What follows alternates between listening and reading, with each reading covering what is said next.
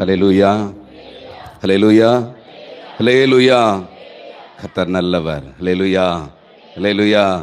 இந்த நாளிலும் கூட உங்கள் மத்தியில் வந்து இந்த அமாவாசை இரவு ஜெபத்தில் தேவனுடைய வார்த்தையை கொடுக்கும்படி என்னை அழைத்து வந்த தேவாதி தேவனுக்கு முதலாவது என் அன்பான நன்றியை தெரிவித்துக் கொள்கிறேன்.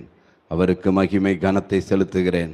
இந்த நாளிலும் கூட என்னை அன்போடு அழைத்த அன்பு சகோதரர் கனகராஜ் ஆபிரகாம் அவர்களுக்கு ஆண்டவர் இயேசு நாமத்தில் நன்றியை தெரிவித்துக் கொள்கிறேன். மற்றும் இருக்கிற இந்த ஊழியத்தை நேசிக்கிற அன்பு பிள்ளைகளுக்கு இயேசு என் அஸ்திவாரம் ஊழியத்தின் சார்பாக என் அன்பின் வாழ்த்துக்களையும் வணக்கத்தையும் தெரிவித்துக் கொள்கிறேன். ஹல்லேலூயா, ஹல்லேலூயா, ஹல்லேலூயா. ஆண்டவர் உங்கள் ஒவ்வொருவரையும் ஆசீர்வதிப்பாராக. நான் தம்பித்தோப்பு பகுதியில் இயேசு என் அஸ்திபாரம் என்று சொல்லி ஊழியத்தை செய்து கொண்டு வருகிறேன். பார்த்திங்கன்னா 2015 வருடத்தில் ஊழியத்தின் நாட்களில் ஊழியத்தின் பாதையில் நான் வரும்படிக்கு கர்த்தர் என்னை அழைத்தார். தம்பித்தோப்பு கிராமம் இன்றைக்கும் பார்த்திங்கன்னா ஊரில் ஒரு போர்டு வச்சுருக்கோம், வேற்று மதத்தினர் உள்ளே வரக்கூடாது, மீறி வந்தால் துண்ட பிரசுரம் கொடுத்தா போலீஸார் வசம் ஒப்படைக்கப்படுவார்கள். இது எப்போது வந்ததுன்னா 2015 ஆண்டோடைய நாமத்தை சொல்லி ஊழியத்தை செய்யும்படியா நான் என்னைக்கு எழுமனோ அன்னைக்கு வைக்கப்பட்ட போர்டு. அல்லேலூயா, அல்லேலூயா. நான் எழும்புனதுக்கு ஒரு சாட்சி. அல்லேலூயா. கர்த்தருடைய பிள்ளையா எழும்புனதுக்கு ஒரு சாட்சி இன்னைக்கு இருக்குது. அல்லேலூயா. போகும்போது வரணும் பாருங்க, அப்படிப்பட்ட ஊரில் இருந்தவன் எனக்குள்ளும் பக்தி வைராக்கியம் உண்டு. அல்லேலூயா.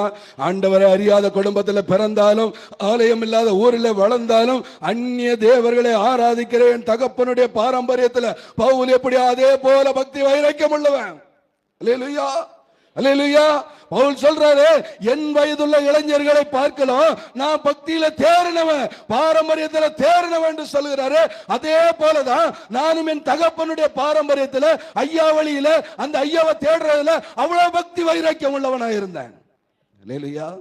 என் வாலிப நாட்கள்ல பாத்தீங்கன்னா ஊர்ல திருவிழா நடக்குதா, பண்டிகை நடக்குதா, இந்த ஸ்டீவன் முன்னாடி நிற்பான். அல்லேலூயா. என் பேரை பிறக்கும் போதே ஸ்டீவன் தான். அல்லேலூயா. என்னை முன்குறித்தவர் அவர் இல்லை, அழைச்சவர் அவர் இல்லை, தெரிந்து கொண்டவர் அவர் இல்லை. பேரிடும்போது அவர் பிறக்கும் முன்னே பேரிட்டு அழைக்கிறவர். அல்லேலூயா. அவர் சாதாரண தேவன் அல்ல. இவன் எனக்குன்னு வருவான், என் ஊழியத்தை செய்வான், என் ராஜ்யத்தை கட்டுவான். அவர் முன்பே அறிந்ததுனால தான் கற்பத்திலிருந்து வெளிப்பட்ட உடனே பேரை அப்படி வச்சுட்டார். அல்லேலூயா, அல்லேலூயா.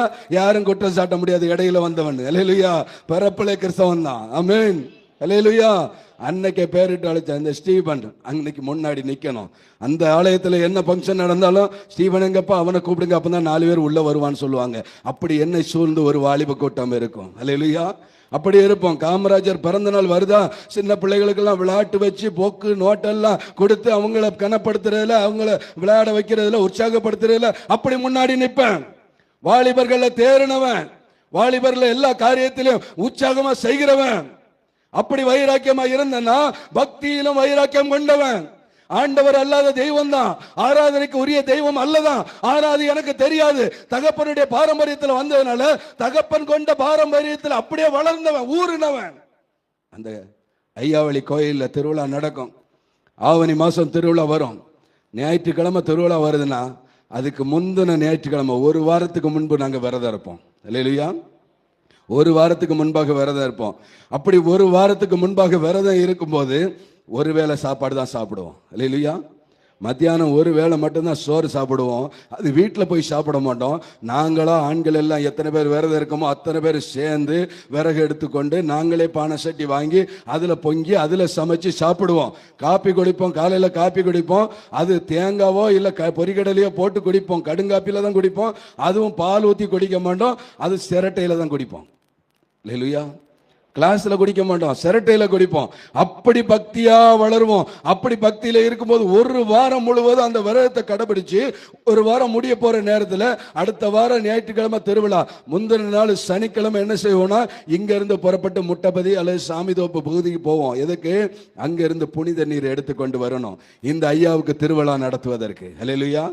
திருவிழா நடத்துவதற்காக புனித நீர் எடுக்கும்படியா நாங்க போய் அந்த திருப்ப நான் போயிருக்கிற வருஷம் என் இளமை பருவத்தில் ஆலிப நாட்கள்ல நான் வருஷம் போயிருக்கிறேன். முட்டைப்பதிங்கிற இடத்துக்கு போறேன். அங்க போய் ராவுல போய் தங்கி இருக்கிறோம். அதிகாலையில ஒரு 4-5 மணிக்குள்ள எந்திரிச்சு கடல்ல போய் குளிப்போம். குளிக்கும் போது பாத்தீங்கன்னா அவ்வளவு குளிரா இருக்கும், அவ்வளவு நடுக்கா இருக்கும். ஆனாலும் கூட குளிரையும் பொருட்படுத்தாம அந்த கடல்ல குளிப்போம். குளிச்சு எடுத்து அங்கிருந்து வந்து ஈர துணியோட வந்து அந்த கோயில வந்து சுற்றி வருவோம்.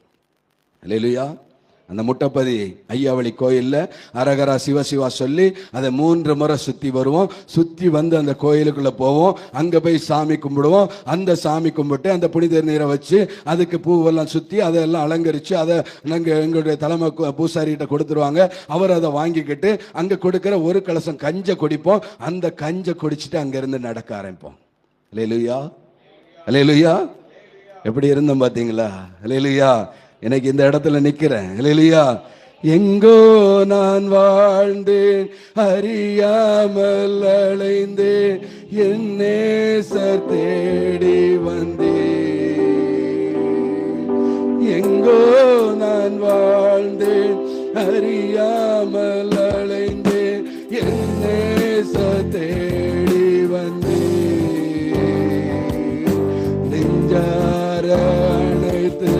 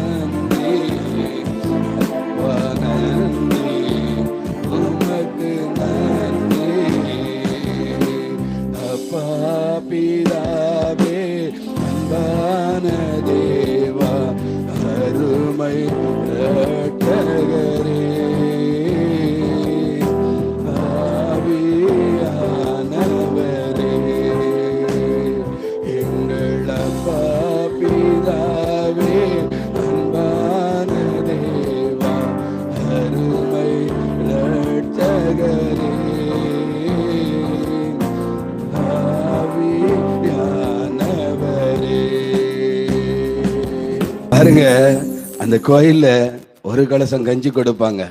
அந்த ஒரு கலசம் கஞ்சி குடிச்சு அந்த பலத்தோட காலையில நடக்க ஆரம்பிப்போம்.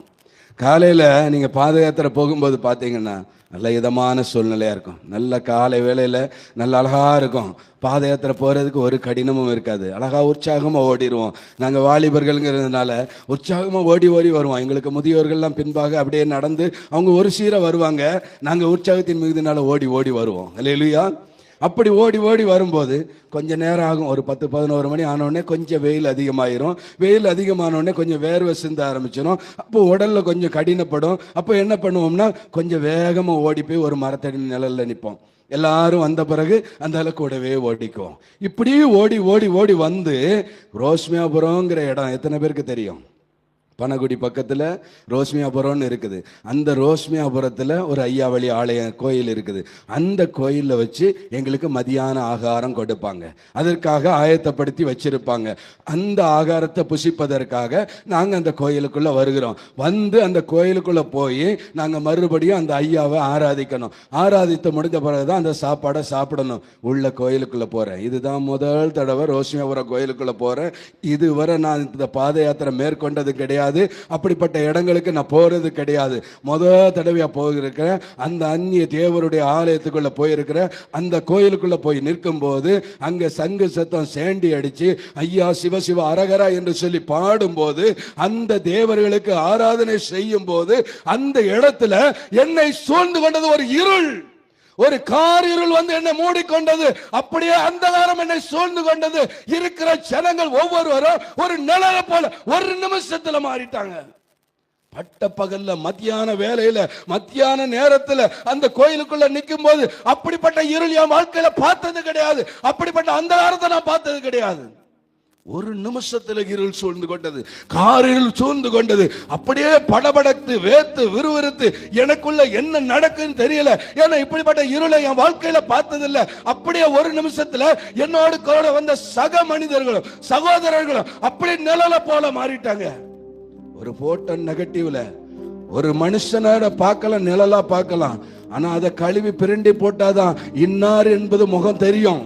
அதே போல நீங்க இப்ப இருக்கிறீங்க பரிசுத்த ஸ்தலத்துல, நான் நிக்கிறேன், பலிபீடத்துல நிக்கிறேன், நான் நின்று உங்களை பார்த்து முகமுகமா பேசுறேன். என் வெளிச்சத்தின் தேவனை ஆராதிக்கிற பிள்ளை அந்த இடத்துல இருக்கனால இருள் இங்க மூடிக்கொள்ளல, இருள் இங்க ஆதிக்க செய்யல. ஆனா அந்த அந்தகார இருள் அந்த கோயிலுக்குள்ள என்ன மூடினது, என்ன அந்த மகிமை விட்டு விளக்கியது. இருள் அந்தகாரப்படுத்தும் போது வேதனை பெருகிறது. சரீரத்தில் நிற்க கூடாத ஒரு வேதனை, ஒரு வலி, ஒரு பலவீனம், ஒரு படபடப்பு, ஒரு நடுக்கம், ஒரு திகிலு, அது என்னன்னே சொல்ல முடியாது. அப்படிப்பட்ட அந்தகாரம் அந்த இடத்துல நிற்க திராணி இல்லாதவனா அந்த கோயிலை விட்டு வெளியே ஓடி வந்தேன். ஓடி வந்து அதுல வடப்புறமா தெருவுதான், அதுல கோயில் சவுத்திலே சாஞ்சிட்டு அப்படியே உட்கார்ந்துட்டேன். காலை நீட்டி உட்கார்ந்த இடத்துல வாந்தி எடுக்கிறேன், வாமிட் எடுக்கிறேன், தலை கறக்குது, என்னால நிக்க முடியல, பலன் இல்லை. அப்படி தாங்க முடியாத வேதனையோடு வாமிட் எடுத்துட்டு அந்த இடத்துல விழுந்தவனை போல, செத்த சரீரம் உடையவனை தான், கிட்டத்தட்ட சரீரத்துல பலனே கிடையாது, செத்தவனை போல அந்த இடத்துல இருக்கிறேன். ஜீவன் மட்டும்தான் எனக்கு இருக்குது. ஒரு வயதான பாட்டி ஒருத்தர் ஓடி வந்தாங்க.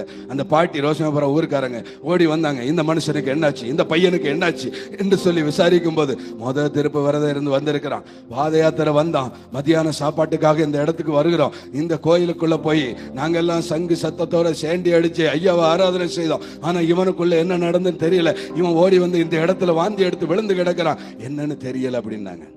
அந்த பாட்டி சொன்ன வார்த்தை, இவன் சாமி ஆடுவான். அல்லேலூயா, இவன் சாமி ஆடுவான். அல்லேலூயா, உண்மை தெய்வம் சாமியாகும் ஒரே தெய்வம் இயேசு சாமி. அல்லேலூயா, அல்லேலூயா.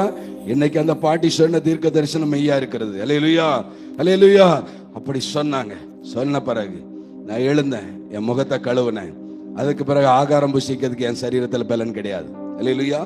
என்னை வாந்தி எடுத்து நடுக்கமும் திகிலும் என்ன ஆட்கொண்டு ஒரு இருளின் ஆதிக்கத்துக்குள்ள போயிட்டு மறுபடியும் வெளிச்சத்தை நான் காண்கிறேன். இந்த உலகத்தை மீண்டுமாக நான் காண்கிறேன். எனக்குள்ள அப்படியே அந்த சோர்வு இருக்குது, மூடிக்கொண்டது என்ன. அப்படியே முகத்தை கழுவுன, தெளிச்சல் கொடுத்தது. அதுக்கப்புறம் எழுந்து நடக்க ஆரம்பிச்சேன். ஆகாரம் புசிக்க கூட இல்லை, புசிக்கிறதுக்கு பலன் என் சரீரத்தில் இல்லை, முடியாத சூழ்நிலை.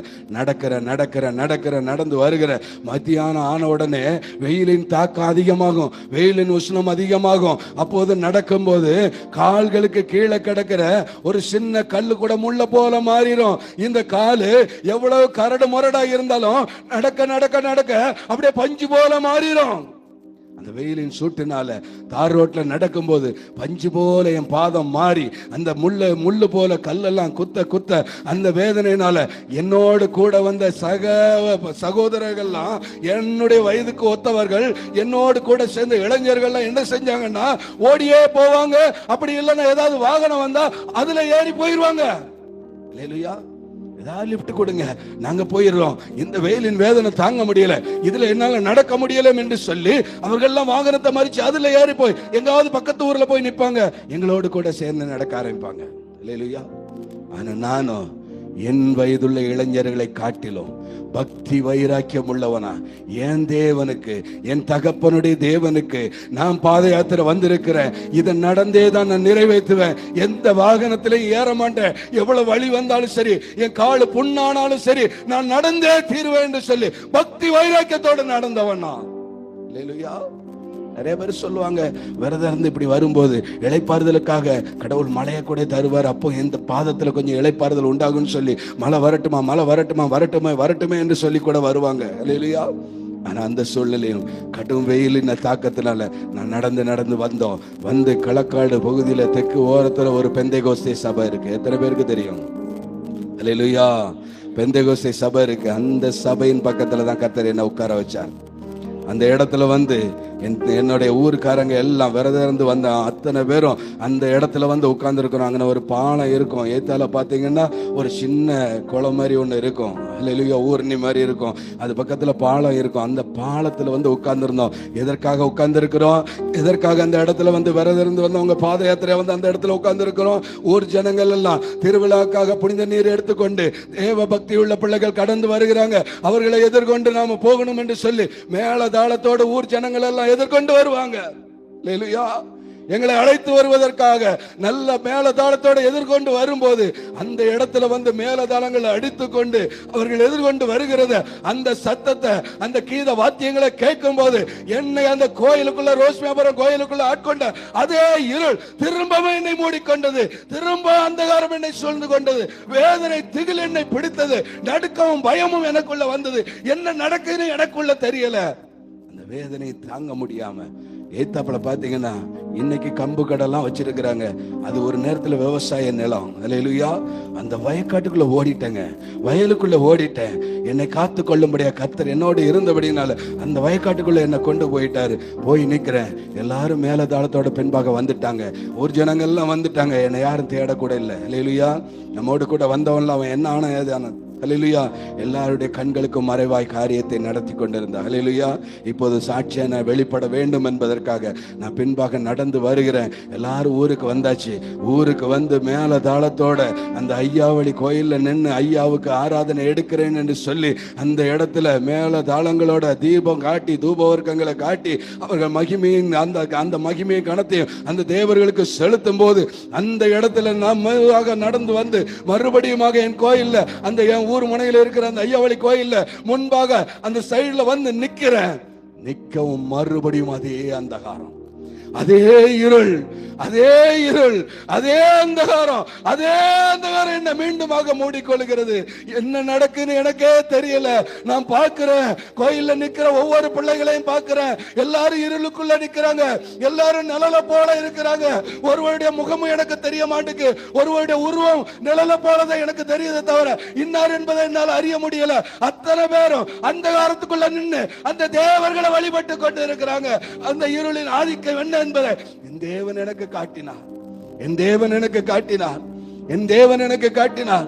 அந்த பாட்டி கூட சொன்னாங்களே சாமி ஆடுவான்னு சொல்லி, அந்த சாமியா இருந்தா அந்த இருளின் ஆதிக்கம் என்ன மேற்கொண்டு இருக்கும். அதுல ஒண்ணு இல்ல, அது அந்தகாரம் என்பதை அறிந்தபடினால அது என்னை ஆட்கொள்ள முடியல. அதை என்ன ஆட்கொள்ள முடியல. ஆனா அந்த அந்தகாரம் என்ன என்பது அறியும்படி தேவன் 3 வேளை ஒரே நாளில் எனக்கு காண்பித்தார். 3 வேளையும் ஆனா அந்த அந்தகாரம் என்னை பிடித்துக் கொள்ள முடியல. அந்த இருள் என்னிடத்தில் ஆதிக்கம் செலுத்த முடியல. எனக்கு இருளை காட்டிலும் வெளிச்சத்தில் இருக்கிற என் தேவன் பெரியவர். அல்லேலூயா, அல்லேலூயா. என் தேவன் ஒளியாய் இருக்கிறார். தேவன் வெளியாய் இருக்கிறார். அவரிடத்தில் எவ்வளவு வேணும் இருள் இல்லை. அல்லேலூயா. அவர் வெளிச்சமாய் இருக்கிறார். இன்னைக்கு ஐயாவளி மக்கள் கூட அவர்கள் ஆராதிக்கிற அகில திரட்டல சொல்லியிருக்கு, ஐயா ஜோதியா இருக்கிறார், வெளிச்சமா இருக்கிறார், அவரிடத்துல இருள் இல்லை. இதைத்தான் சொல்லியிருக்கு. அப்ப நானும் கேட்கிறேன், ஐயாவை தானே நான் ஆராதிக்கிறேன். பாரம்பரியத்தின்படி என் தகப்பன் ஆராய்த்த தெய்வத்தை ஆராய்க்கிறேன். அதுக்கு தானே நான் பக்தி வைராக்கியமா நான் போயிட்டு வந்திருக்கிறேன், பாத யாத்திரை போயிட்டு வந்திருக்கிறேன். ஆனா இந்த இருள் வந்து மூடுது. ஐயா வெளிச்சமா இருக்கிறார், அவர் ஜோதியா இருக்கிறார், அவரிடத்துல இருள் இல்லைன்னு தானே நானும் கண்டு இருக்கிறேன். ஆனா அந்த ஜோதி வடிவான ஐயாவை எங்க? அங்க இருளா இருக்குது. அந்த இருள் அத்தனை ஜனங்களை ஆட்கொண்டு நடத்துது. அப்ப அந்த இடத்துல யார் இருக்கா? ஐயாவை காணுமே. அல்லேலூயா. இந்த ஏக்கத்தோடு ஒருவித கலக்கத்தோடு அந்த நாள்ல அதை விட்டு தூர வந்தேன். தெருவில் 2 நாள் நடந்து முடிந்தது. அதற்கு பிறகு அந்த கோயிலுக்குள்ள எல்லாம் போனேன். என்னை ஒரு இருளும் ஆட்கொள்ளல. அதுக்கு பிறகு அந்த இருளை நான் காணல. அடுத்த வருஷம் ஆச்சு. நீ பாத யாத்திரை வாரியான்னு கேட்கிறாங்க. இல்ல நான் வரல, ஏன்னா எனக்கு தான் தெரியும் என்ன நடந்துன்னு. நான் வரல அப்படின்னு சொன்னேன். அப்போ ஊர் ஜனங்கள்லாம் சொன்னாங்க, 1 முறை போனதோட நிறுத்தக்கூடாது, 3 முறை தொடர்ந்து போயே ஆகணும். 3 முறை தொடர்ந்து போகலட்டா குடும்பத்துக்கு சாபம் வந்துடும், ஏதாவது கஷ்டம் வந்துடும், பிரச்சனை வந்துடும் என்று சொன்னாங்க. சரி போகிறேன்னு சொல்லி 3 வருடம் தொடர்ந்து பாத யாத்திரை போனேன். அல்லேலூயா. அதற்கு பிறகு அந்த இருள் என்னை ஆட்கொள்ளல. ஒன்னும் சேதப்படுத்த முடியல, ஒன்னும் செய்யல. ஆனாலும் கூட எனக்கு இதை குறித்தான கலக்கங்கள் இருந்தது. இது என்ன, அப்போ ஆராதிக்கிறது யார என்று சொல்லி இருந்தேன். அப்படி இருக்கும்போது ஒரு நாள்ல நான் அதிகாலை வேலையில படுத்திருக்கிறேன், தூங்கி கொண்டு நித்திரையா இருக்கிறேன். தூக்கத்துல இருக்கும்போது ஒரு சத்தம் என் காதுகள்ல கேட்குது. ஒரு சத்தம் என் காதுகள்ல கேட்குது. அன்னைக்கு தேவன் சாமுவேலே சாமுவேலே என்று கூப்பிட்டா, சவுலே சவுலே என்று கூப்பிட்டா. அப்படி போல ஒரு வார்த்தையின் சத்தம் என் காதுல தொனிக்கிறது. ஸ்டீவன் ஸ்டீவன் நீ எழுந்துரு, நீ எழுந்து ஆலயத்துக்கு வா. ஒரு ஓய்வு நாள் அதிகாலை வேலையில நீ எழுந்து ஆலயத்துக்கு வா, நீ எழுந்து ஆலயத்துக்கு வா. இந்த சத்தத்தை தொடர்ந்து நான் கேட்டுக்கொண்டே இருக்கிறேன். அல்லேலூயா. உன்னத பாட்டில் கூட பார்க்க முடியும், என் இருதயமோ விழித்திருந்தது, நானும் நித்திரையா இருந்தேன். என் சரீரம் நித்திரையில தான் கிடக்குது, இருதயம் விழித்திருக்கிறது, தேவனுடைய சத்தம் என் காதுகளில் கேட்கிறது. ஏசாயா தீர்க்கதரிசியின் புத்தகத்தில் சொல்ல போட்ட வார்த்தையின்படி நீங்க வலப்புறம் இடப்புறம் சாயும் போது வழி இதுவே என்று சொல்லுகிற சத்தத்தை, உங்களுக்கு பின்னால் இருந்து சொல்லும் சத்தத்தை உங்க காதுகள் கேட்கும். அல்லேலூயா. நான் வழி தவறி போனவன் தான், தேவனுடைய வழியை விட்டு தவறி போனவன் தான், ஆனா பக்தியில வைராக்கியம் உள்ளவன். அல்லேலூயா. வழி இதுவே என்று சொல்லுகிற சத்தத்தை காதுகள் கேட்டது. நீ எழுந்து ஆலயத்துக்கு வா, நீ எழுந்து ஆலயத்துக்கு வா. இந்த சத்தத்தை மாத்திரம் கேட்டேன். கேட்ட உடனே நான் கொஞ்ச நேரம் கழிச்சு அப்படியே எழுந்த, நித்திரை விட்டு எழுந்து என் தாயின் இடத்துல சொன்னேன், அம்மா அம்மா நான் ஆலயத்துக்கு போனோம், நான் ஆண்டவரை ஆராதிக்க போனோம், நான் ஆலயத்துக்கு போனோம், என்ன ஆலயத்துக்கு அனுப்பி விடுங்க என்று சொன்னேன். எங்க அம்மா கண்ணுல ஆனந்த கண்ணீருங்க, ஆனந்த கண்ணீருங்க. எங்க அம்மா அப்படியே அழுறாங்க, அப்படியே அழுறாங்க ஆனந்த கண்ணீரோட. நீ போயா, நீ போயா, நீ போ, நீ ஆலயத்துக்கு போ, நீ ஆண்டவர் ஆராதிக்க போன்னு சொல்லுறாங்க. அப்ப நான் சொல்றேன், அம்மா நான் ஆலயத்துக்கு போனா அப்பா உங்களை திட்டுவாங்களமா, அப்பா ஏதாவது பேசுவாங்களமா? இல்லையா, என்ன வந்தாலும் சரி நான் பாத்துக்கிறேன், நீ ஆலயத்துக்கு போ. ஏன் சொன்னாங்க தெரியுமா? எங்க அம்மா கரிசல் சேகரம் வடக்கலையங்குளம் திருச்சபையில ஞானஸ்தானம் பெற்றவங்க, திருவிருந்து எடுத்தவங்க, ஆண்டோட பந்தியில சேர்ந்தவங்க, ஆண்டோட ரத்தத்தால கழுவப்பட்டவங்க. அப்படிப்பட்டவங்களை தான் ஆண்டவர் அறியாத கூட்டமா, ஆலயம் இல்லாத ஊருக்கு ஆண்டவரை சேர்த்து வச்சாரு. அல்லேலூயா. ஒரு பரிசுத்த சந்ததியை உருவாக்க வேண்டும் என்று சொல்லி அவர் தீர்மானிச்சிருந்தாரு. அல்லேலூயா. என்ன அந்த இடத்துல தூக்கி எடுக்கணும் என்பது அனாதி தீர்மானம். என் தாயை அறியாத மனுஷனுக்கு கட்டி கொடுத்தாங்க. அல்லேலூயா. அந்த இடத்துல என் தகப்பன் என்ன சொல்றாரோ அதை கேட்கணும். அந்த அந்நிய தேவர்களுக்கு ஆராதனை செய்து அதுல கொடுக்கிற பொருட்களை வாங்கி கொண்டு அதை கொண்டு என் தகப்பனுக்கு கொடுப்பாங்க. ஆனா அவங்க புசிக்க மாட்டாங்க, அவங்க புசிக்க மாட்டாங்க. சின்ன பிள்ளைல எங்களெல்லாம் கூட்டிட்டு பக்கத்தில் இருக்கிற வடமலை சமுத்திரங்கிற சபைக்கு கூட்டு போவாங்க. அப்ப எங்க அப்பா ஏசுவாங்க, என்ன கேவலப்படுத்துறதுக்கா, ஏன் ஜனங்க மத்தியில, ஏன் ஊர்ல என்ன கேவலப்படுத்துறதுக்கா என் பிள்ளைகள்லாம் கூட்டிட்டு நீ அங்க போக கூடாது. கட்டுப்பாடு, கட்டுப்பாடு. அப்படியே கணவருக்கு கீழ்ப்படிஞ்சாங்க. அல்லேலூயா. சொந்த புருஷருக்கு, மனைவிகளை சொந்த புருஷருக்கு கர்த்தருக்கு கீழ்ப்படுகிறது போல கீழ்ப்படிங்க என்ற வார்த்தையின்படி கீழ்ப்படிஞ்சு அப்படியே கணவன் என்ன சொல்றாரு அதற்கு அடங்கி ஆண்டவருடைய ஆலயத்துக்கு போக முடியாம, ஆண்டவருடைய பந்தியில சேர முடியாம, ஆண்டவர் அல்லாத ஆலயத்துல கொடுக்கிறத வாங்கி கொண்டு அதை கணவனுக்கு கொடுத்து அவருக்கு கீழ்ப்படிந்து அவருக்கு புருஷனா இருந்தாங்க, பொண்ண மனைவியா இருந்தாங்க. அல்லேலூயா. ஆனா அப்படிப்பட்ட புருஷனும் மனைவியை போஷித்து காப்பாற்ற தவறின மனுஷனா இருந்தான். குடிக்க அடிமை, குடிக்க அடிமை. பிசாசு எவனை விழுங்கலாம் என்று சொல்லி கர்ச்சிக்கிற சிங்கத்தை போல வகை தேடி திரிகிறான். என் தகப்பனை குடிக்க அடிமையாக்கி வச்சிருந்தான், அந்த பாவத்துக்குள்ள உட்படுத்தி வச்சிருந்தான். என் தகப்பன் கிருஷ்ண பெருமாள் நாடர இன்னைக்கும் தம்பி தோப்பு ஊர்ல கட்டிங்கன்னா அவர் ஒரு நல்ல மனுஷன். யாருக்கு எந்த தீங்கும் செய்ய மாட்டார், யாருக்கு எந்த கெடுதலும் செய்ய மாட்டார். நல்ல மனுஷன், உழைக்கிறதுல நல்ல மனுஷன். ஆனா உழைக்கிறது, மரையேறி தேங்காய் பறிக்கிறது, மாங்காய் பறிக்கிறது, அந்த வேலைகளை மரையேற தொழிலை செய்தவர் தான். ஆனா மரையேறி அதுல கிடைக்கிறத கொண்டு வந்து மனைவி பிள்ளைகளை போஷித்து காப்பாற்றணும் இல்ல. சாராய கடையில கொண்டு போய் கொடுக்கணும், அது மூலம் சாராயத்தை வாங்கணும், குடிக்கணும். வீட்டுக்கு வந்தா மனைவி சமைச்சு வச்சிருக்கிற ஆகாரத்தை திங்கிறது கூட நாவுல ஒண்ணு இல்ல. தூஷண வார்த்தைகள், கேவலமான வார்த்தைகளை பேசுவார். என்ன பேசுறோன்னு தெரியாது. அப்படி குடிக்கு அடிமையா இருந்த குடும்பம் ஏழ்மையில, வறுமையில, கஷ்டத்துல, கடந்தொலையில பரிதவித்து கொண்டிருந்த நிலைமை, அப்படிப்பட்ட சூழ்நிலையில வாழ்ந்து கொண்டிருந்த நேரம். அல்லேலூயா. தாழ்மையில் இருந்தேன், தள்ளாடி நடந்தேன், தயவாய் நினைவு கூர்ந்தேன். தாழ்மையில் இருந்தேன், தள்ளாடி நடந்தேன், தயவாய் நினைவு கூர்ந்தேன். கலங்காதே என்று கண்ணீரை துடைத்து கரம் பற்றி நடத்துகின்றேன். கலங்காதே என்று கண்ணீரை துடைத்து கரம் பற்றி நடத்துகின்றேன். நன்றி உமக்கு நன்றி அப்பா, நன்றி உமக்கு நன்றி அப்பா. பிதாவே, அன்பான தேவா, அருமை ரட்சகரே, ஆவியானவரே,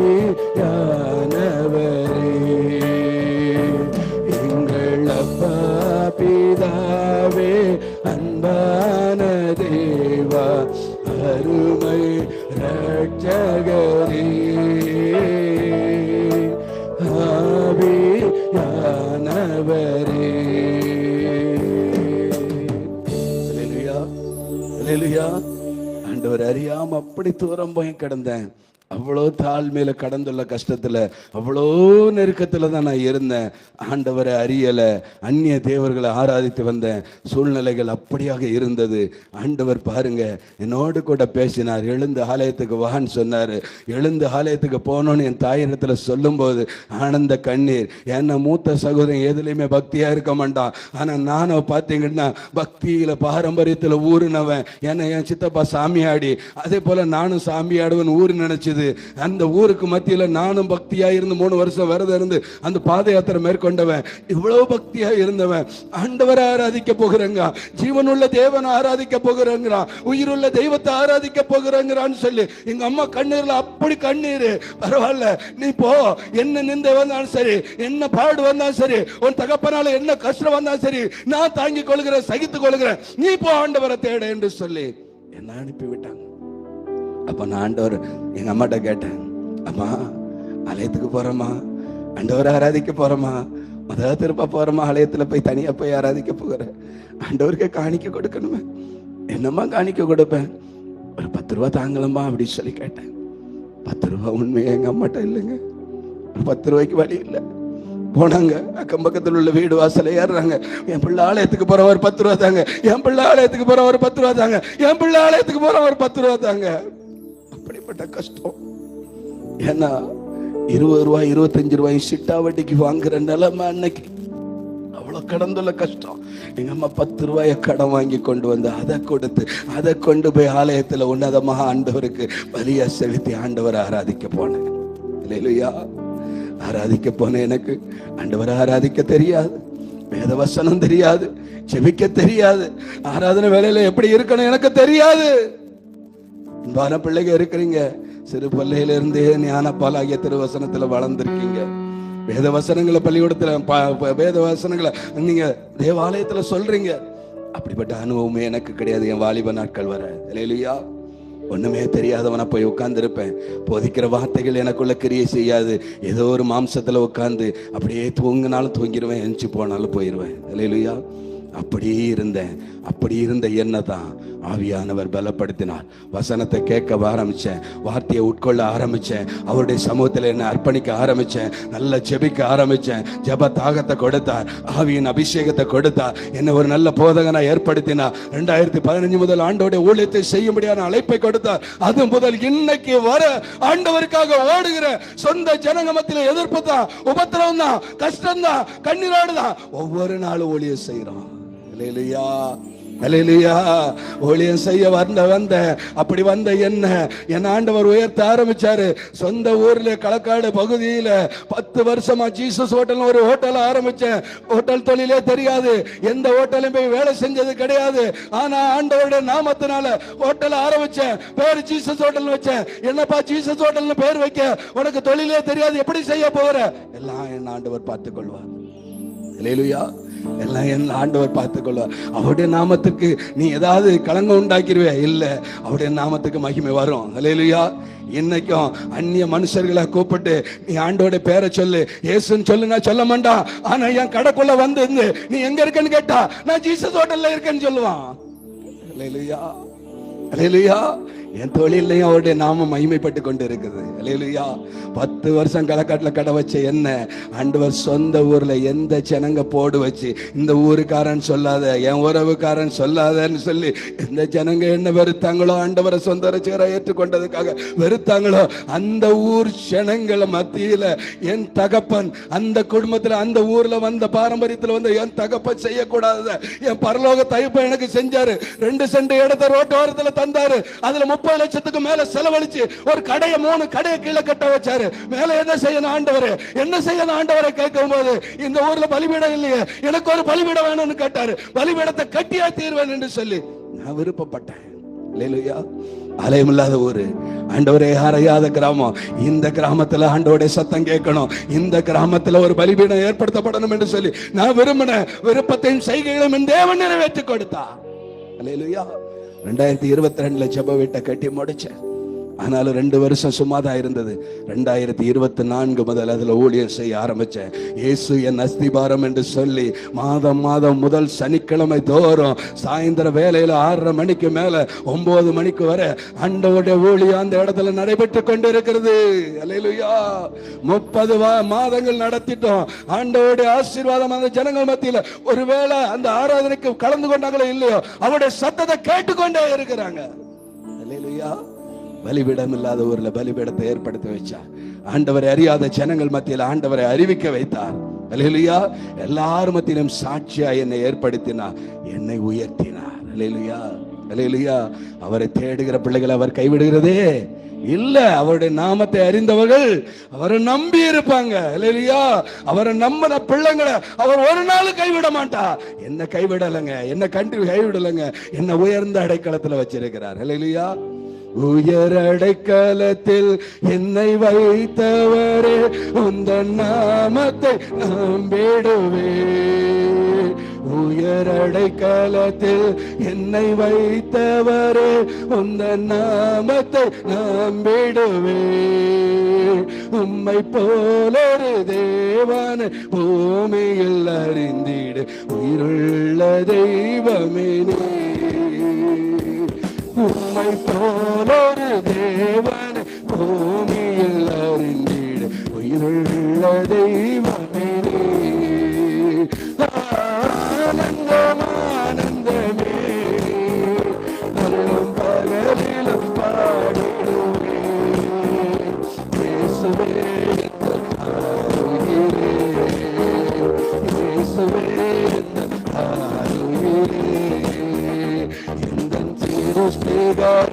உம்மை நினைத்திடவே தந்த வாலிப நாட்களிலே. எந்தன் சிருஷ்டிகரே உம்மை நினைத்திடவே தந்த வாலிப நாட்களிலே. இந்த மாய உலகத்தை வெறுத்திட அளித்தீர் பரிசுத்த ஜீவியமே. இந்த மாய உலகத்தை வெறுத்திட அளித்தீர் பரிசுத்த ஜீவியமே. ஆனந்தமே நல்லும் பகலிலும் பாடிடுவே.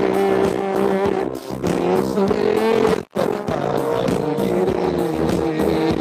இயேசுவே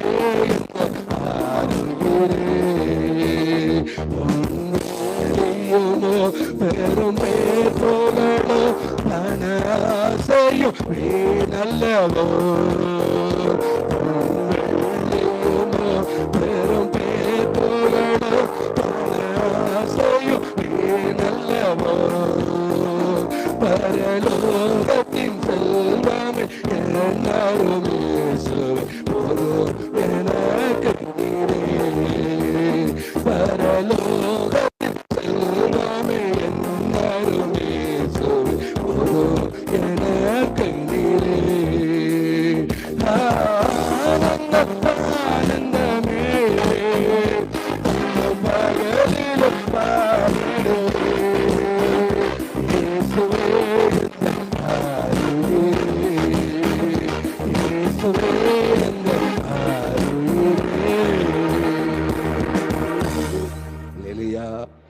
அவரை பாடி ஆராதிக்க, அவர் செய்த நன்மைகளை நினைச்சிட்டு அவரை பாடும்போது எங்க அப்பான்னு நினைக்கும் போது உள்ளத்துல அப்படி அன்பு பொங்குங்க. இல்லையா?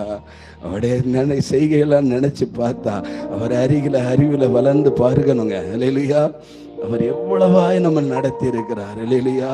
அறியாத குடும்பத்துல ஆலயமில்லாத ஊர்ல வந்த என்ன அவருக்கென்று தெரிந்து கொண்டார். என் பக்தி வைராக்கியம் இளம் வயதுல எனக்குள்ள இருந்த அந்த பக்தி என் வயதுள்ள இளைஞர்களை காட்டிலும் நான் தேறினவன் அவர் கண்களுக்கு காணப்பட்டதுனால நீ தாண்டா எனக்கு வேணும். என்னை தெரிந்தெடுத்தா, அந்த இருளை குறித்து எனக்கு வெளிப்பாடு கொடுத்தா, தேவன் யார் என்பதை எனக்கு அறிவித்தா. நீ ஆலயத்துல வந்து என்ன தேடுன்னு சொல்லி அழைத்து கொண்டு போனா. ஆலயத்தில் அவர் ஆராதிக்க ஆரம்பிச்சேன்.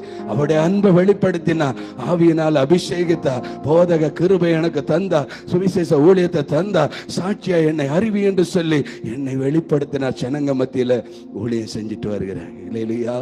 இன்னைக்கு இந்த அமாவாசை ஜபத்திலையும் இந்த இரவு ஜபத்துல உங்கள் மத்தியில கர்த்தர் கொண்டு வந்து நிறுத்தி இருக்கிறார். அல்லேலூயா. அவருக்கு சாட்சியாக, அவருக்குரிய பிள்ளை, அவரிடத்துல அன்பா இருக்கிறதுனால, அவருக்குள்ள பக்தி வைராக்கியம் எனக்குள்ள இருக்கிறதுனால, அந்த வைராக்கியம் உங்களுக்குள்ள விதைக்கப்படணும் என்பதற்காக என்னை இந்த இடத்துல கொண்டு வந்தார். அல்லேலூயா. இன்னைக்கு எத்தனை துன்பங்கள் தொல்லைகள் வந்தாலும் என்ன ஒன்றும் செய்ய முடியாதுங்க. இல்லையா? ஏன்னா நான் கடந்து வந்த பாதை அப்படிங்க. அறியாத ஜனங்க மத்தியில நான் வளர்ந்து வந்த விதம் வேறங்க. என்னை வழி நடத்தினவர் அவருங்க. ஒரு தகப்பன் தோல்ல சுமக்கிறது போல ஒவ்வொரு நெருக்கமும் இடுக்கமும் துன்பமும் வரும்போது அவர் எனக்கோடு கூட இருந்தாருங்க. இல்லையா? அல்லேலூயா. அவர் சாதாரணமானவர் அல்லங்க. அவர் சொன்னாருங்க, உலகத்தின் முடிவு பரியந்தம் சகல நாட்கள் நான் உன்னோடு கூட இருப்பேன்னு சொன்னாருங்க. அவரை நம்பி இருக்கிற பிள்ளைகளை ஒரு நாள் விட்டு விலக மாட்டாருங்க. அல்லேலூயா. அல்லேலூயா. வேதம் சொல்லுது, கிறிஸ்துவுக்குள்ளாக தேவ பக்தியாய் நடக்க மனதாய் இருக்கிற யாவரும் துன்பப்படுவார்கள். அல்லேலூயா. துன்பம் வரும். என் நாமத்தினால எல்லாராலும் பகைக்கப்படுவீங்க. தலைமையில ஒன்ன கூட விளந்து போக விட மாட்டார். அல்லேலூயா. ஒன்னு செய்ய முடியாது. ஒன்ன தொடுகிறவன் என் கண்ணின் மணியை தொடுகிறான். அல்லேலூயா. அல்லேலூயா. எப்பேற்பட்ட நெருக்கம் வந்தாலும் நெருக்கத்தின் மத்தியில தான் உனக்கு ஆசீர்வாதம். தேவ பிள்ளையே, ஒரு நாள் சோர்ந்து போயிடாத, ஒரு நாள் கலங்கி நின்றாத. அல்லேலூயா. என்ன உயர்த்தி இருக்கிறான். அற்புத அடையாளமா இன்னைக்கு எல்லாரும் ஊழியத்தின் பாதையில வந்த பிறகு தேவனை மறந்துட்டான். இனிமே அவனுக்கு குடும்பம் இருக்காது, பிள்ளைகள் இருக்காது, அவன் குடும்பம் தலைக்காது, அவன் வாழ மாட்டான். எவ்வளவோ வசைப்படுது. அது பெரியவங்க என்ன என் மீது கொண்ட அன்பு. அல்லேலூயா. என் சேனங்க, என் ஊர் சேனங்க, என் தகப்பனுடைய பாரம்பரியத்தில் இருக்கிறவங்க, அவங்களுக்கு அந்த தாகம் இருக்கும். ஐயோ, என் பிள்ளை பக்தி வைராக்கியம் உள்ளவன் ஒருத்தன் என்னை விட்டு போயிட்டானே அப்படிங்கும்போது அந்த வேதனை காட்டுறாங்க. அல்லேலூயா. ஆனா அந்த வேதனைகளுக்கு மத்தியில தான் தேவன் உண்மையா ஆராதிக்கிற பிள்ளை இப்படித்தான் இருப்பாம்மா, இப்படித்தான் நான் ஆசீர்வதிப்பம்மா, நான் உயிருள்ள தேவன்மா அப்படிங்கிறத வெளிப்படுத்தும்படியா அவர் சாட்சியை என்ன கொண்டு வச்சிருக்கிறார். அல்லேலூயா. எத்தனை பேர் சொன்னாங்களோ இவன் அவ்வளவுதான் சொல்லி சொன்னாங்களோ, அவங்க மத்தியில இல்ல, இவன் ஆராதிக்கிற தேவன் பெரியவர். அல்லேலூயா. இவன் ஆராதிக்கிற தேவன் உயிருள்ளவர். எத்தனை பாடு உபத்திரம் வந்தாலும் அவன் தலையை உயர்த்துகிறவர். அல்லேலூயா. அல்லேலூயா. சத்துருக்கள் மத்தியில பந்தி ஆயத்தம் பண்ணுகிற தேவன். எப்படிப்பட்ட இடத்துல வாழ மாட்டோம் சொன்னாங்க, அந்த இடத்துல கடையை கட்டி பலிபீடத்தை கட்டி பிரதிஷ்டை வைக்கும் போது அத்தனை ஊர் ஜனங்களும் வந்தாங்க. யாரெல்லாம் வெறுத்தாங்க, என் பாட்டி, என் சகோதரி அத்தனை பேர், ஊர் ஜனங்க அத்தனை பேர் வந்து அந்த பங்கு பற்றாங்க பிரதிஷ்டை பண்டிகையில. அல்லேலூயா. அப்படி ஒருவனுடைய வழிகள் கர்த்தருக்கு பிரியமா இருந்த சத்துருக்களும் சமாதானமாகும்படி செய்வார். அல்லேலூயா. இன்னைக்கு எல்லாரும் நல்மனம் பொருந்தி இருக்கும்படியா, ஆனாலும் உள்ளுக்குள்ள இருக்கும் இருந்தாலும் கர்த்தர் அதை உடைத்து கொண்டு வருவார். அல்லேலூயா. அல்லேலூயா. எல்லாரும் ஒரே தெய்வத்தை ஆராதிக்கிற சூழ்நிலை சீக்கிரம் கர்த்தர் கொண்டு வருவார். அல்லேலூயா.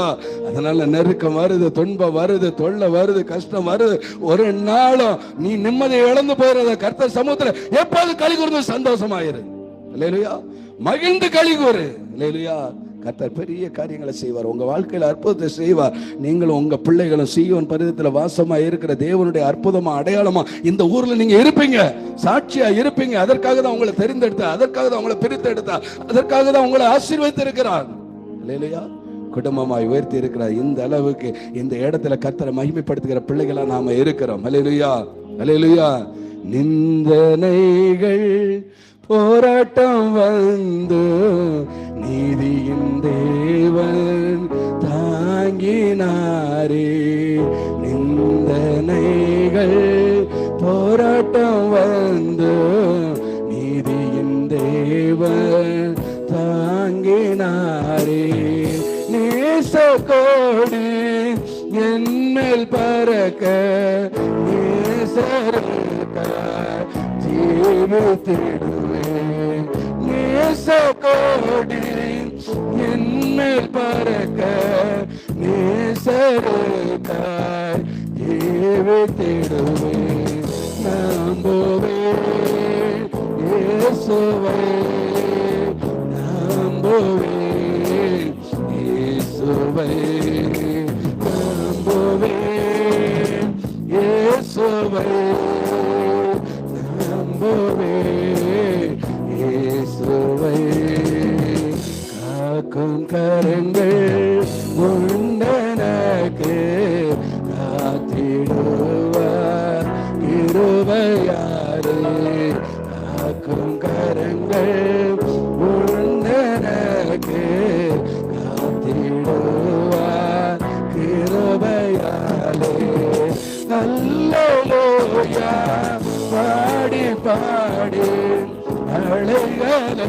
நான் தாண்டிடுவே.